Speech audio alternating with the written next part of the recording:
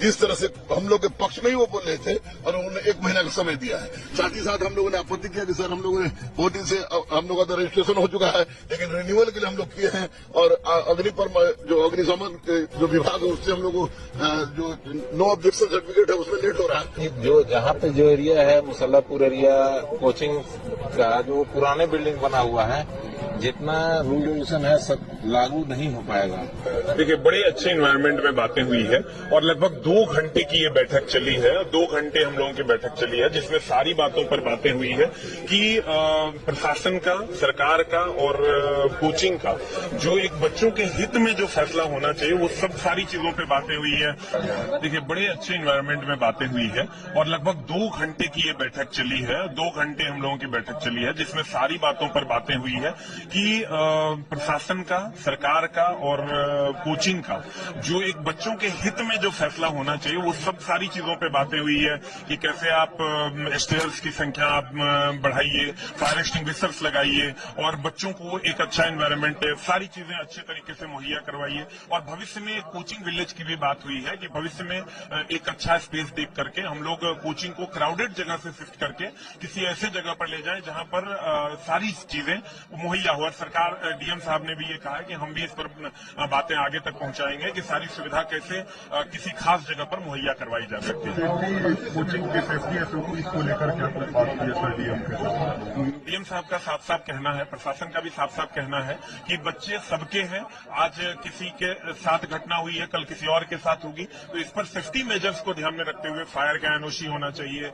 उसके बाद ground basement में कोई भी कोचिंग नहीं चलना चाहिए। ये सारी बातें उन्होंने कही है और सबका हम लोगों ने तहे दिल से स्वागत किया है क्योंकि बच्चे हैं तभी को हम लोग हैं और हम लोग बच्चों की सेफ्टी का प्रॉपर ध्यान रखेंगे। मेरा नाम एसके झा है।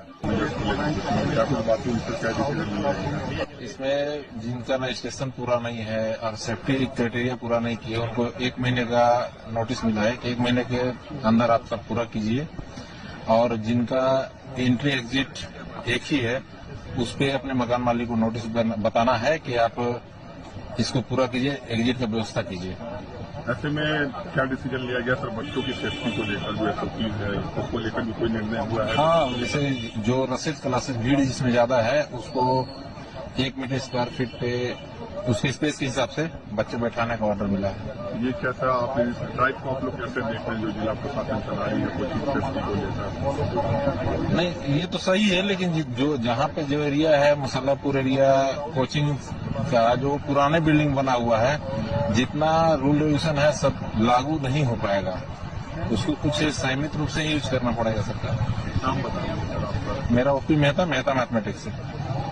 वीडियो लोग भी थे तो हम लोग को जो संशय लग रहा था कि क्या होगा क्या नहीं होगा, क्योंकि जो के साथ खून में पिसाता है।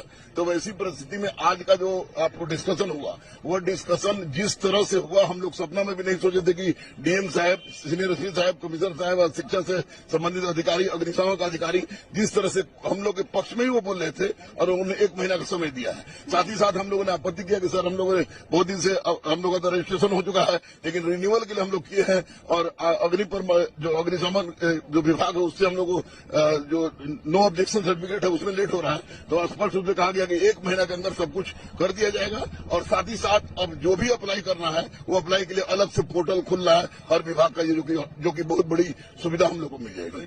और देखिए, ओवर क्राउडेड कोचिंग पर, ओवर क्राउडेड बात पर डीएम साहब, एसपी साहब दोनों बहुत सीरियस थे।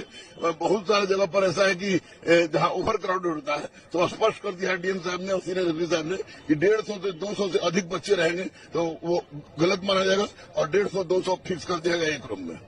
कुछ लोग नहीं भी पहुंचे थे सर? जो नहीं पहुंचे वो डर के नहीं पहुंचे, गलत कर रहे हैं क्योंकि सरकार का सहयोग करना हम लोग का परम कर्तव्य बनता है, क्योंकि सरकार का प्रशासन का रवैया हम लोग की तरफ बहुत ही दोस्ताना था। लगा ही नहीं कि कोई